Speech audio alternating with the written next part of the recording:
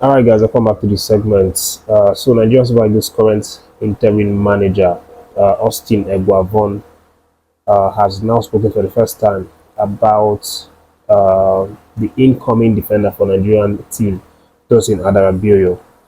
Of course, in the last couple of days, uh, the speculation about Tosin uh, actually deciding to snub the English Three Lions to favor a transfer of allegiance, and subsequently play for Nigerian Super Eagles is something that has made the headlines, this past hours. And the coach has, talked about it for the first time right now. And again, from what he said that personally he hasn't really had any conversations with Tosin about the latest rumors or speculation that have been going on. But he says that Tosin is obviously a good player, just like a dozen of other Nigerian players out there who are still waiting to be discovered, waiting to be called upon to play for the national team. But he said that he confirmed that definitely that the NFF had been in touch or had been in close watch of Tosin Adarabioyo, but not just Tosin, but also the other players as well.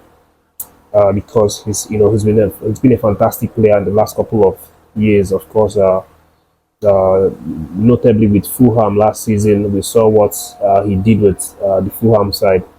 That actually, was like the stepping stone for him to complete that really massive, high-profile move to Chelsea, which he currently plays for this season.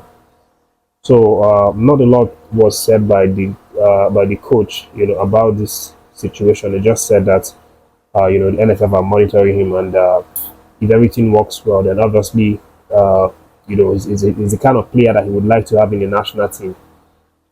Well, quickly, just a brief background about Tosin Adarabioyo. You probably already know this, but Tosin qualifies to play for Nigeria's Blues because his parents, that's both of his parents, his mom and dad, are actually from Nigeria, but he was born in England, which makes him eligible to play for both Nigeria and England. So, whichever he decides, he has spent the majority of his life in the UK because obviously his family stays there. So, his formative years was also experienced in the UK, where he started playing football, as a child, and then through his formative years, played with the English Three Lions in different under categories, different age group categories.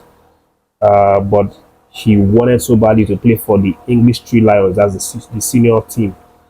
But that didn't really happen. That hasn't really worked out for him. To be honest, he was kind of waiting because he has been snubbed a number of times. Last season, was arguably his best season so far playing football. You saw that, with Fulham, but despite everything that he did, he was still snubbed by the then English Three Lions manager Gary Southgate, who uh, opted against selecting him for the Euro squad. And that was obviously like the final straw that broke the camel's back for him. And ever since then, he had a shift of perspectives. He wanted to explore other options. And playing for Nigeria is something that he has been considering a lot. And recently, the past couple of hours, there have been some heightened speculations, from reliable sources that he is willing to come around. But we'll see how that one goes in the next coming days.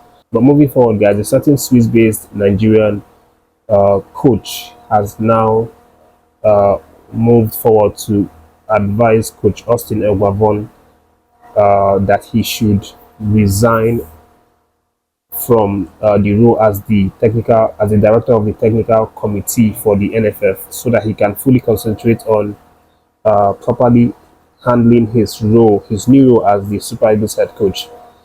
Uh, this is coming from this man whose name is Adedeji Adeyemi Anthony.